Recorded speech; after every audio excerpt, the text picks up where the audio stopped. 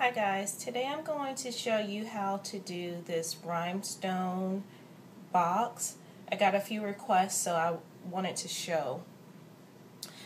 Basically what this is a box covered with rhinestone mesh. So I'm going to walk you through the process because I do not have any spray adhesive today. So I'm going to show you exactly how to do this.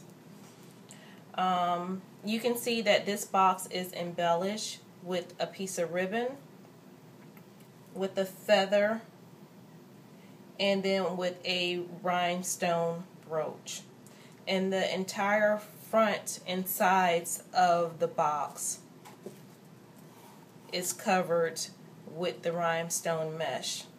The bottom of the box is not covered, but if you want to, you can cover it with the mesh if you want. Okay, so let me show you the materials and supplies that you'll need in order to make this box. You will need a box. You'll need rhinestone mesh. In the box I purchased from the Dollar Tree for $1.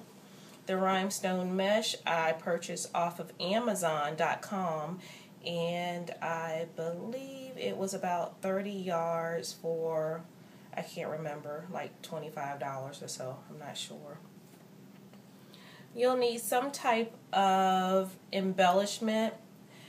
This right here is just some feathers that almost look like a flower that I made, and that's just a rhinestone button, and you can put that in the center of it.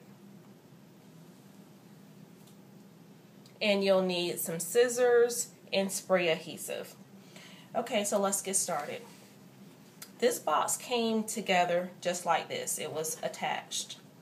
What I did is I pulled the back off, and you see the adhesive that kept the box together. So I just pulled it apart so that I could work on a flat surface, which was the top of the box. If you cannot find a box, what you can do is you can get some chipboard and make a pattern of a box top. Or you can buy one box and get some chipboard and make the rest of your boxes. So if you don't have a box, or if you just want to make them, get a piece of chipboard and trace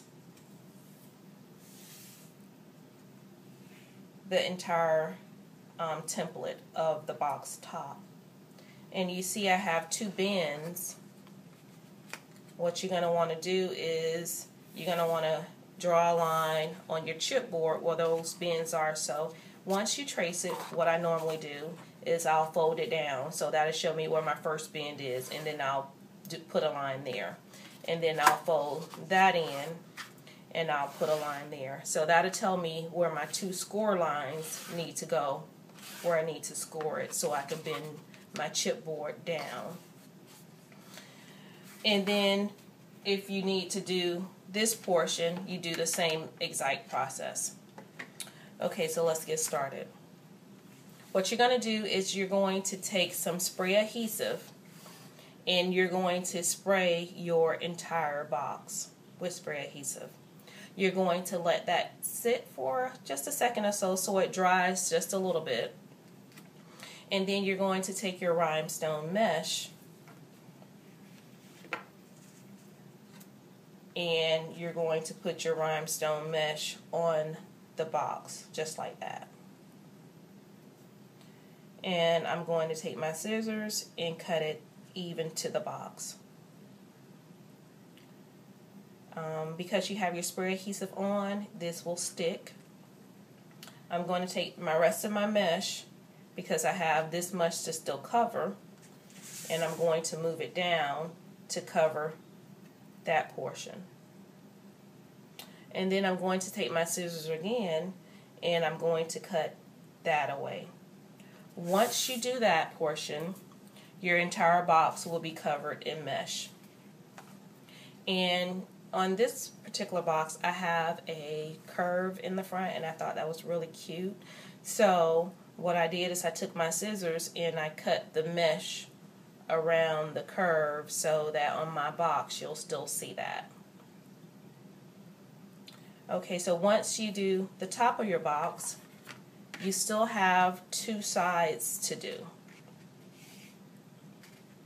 So what I did is I took my rhinestone mesh again, and I took some spray adhesive, sprayed the side of the box, and I attached the rhinestone mesh to it. I went to the other side, sprayed my spray adhesive, and then I put my rhinestone mesh on that side. Okay, and the reason you only have to do your two sides is because your box will cover the bike in the front. Okay, so once you cover your two sides, you're going to put your top bike on your box. You're going to get some hot glue, and you're going to put a bead of glue. Oh, that's the wrong side. That's the back of mine. You're going to take a bead of glue, and you're going to put it on the back of it. That way, you can attach your box again. Okay. If you wanted to do the bottom of your box, well, my suggestion is first take your tag off and take some spray adhesive, and you're going to take your rhinestone mesh again, and you're going to do the same process as we did on the top of the box. And once you have it even, you're just going to cut the extra away. Okay, so let me show you the finished box again so that you can see that.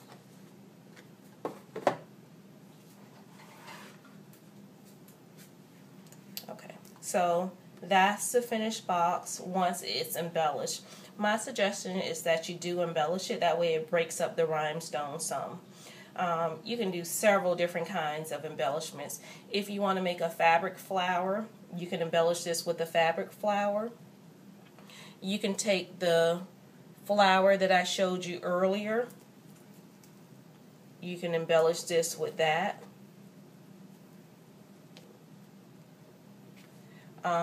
You can do several different things in order to embellish it. You could just add the brooch with the ribbon without feathers. So these are just some suggestions. So I hope you liked this video. I hope it was helpful. If you have any comments, please leave them down below and I'll try to answer them. And thanks for watching, and please subscribe.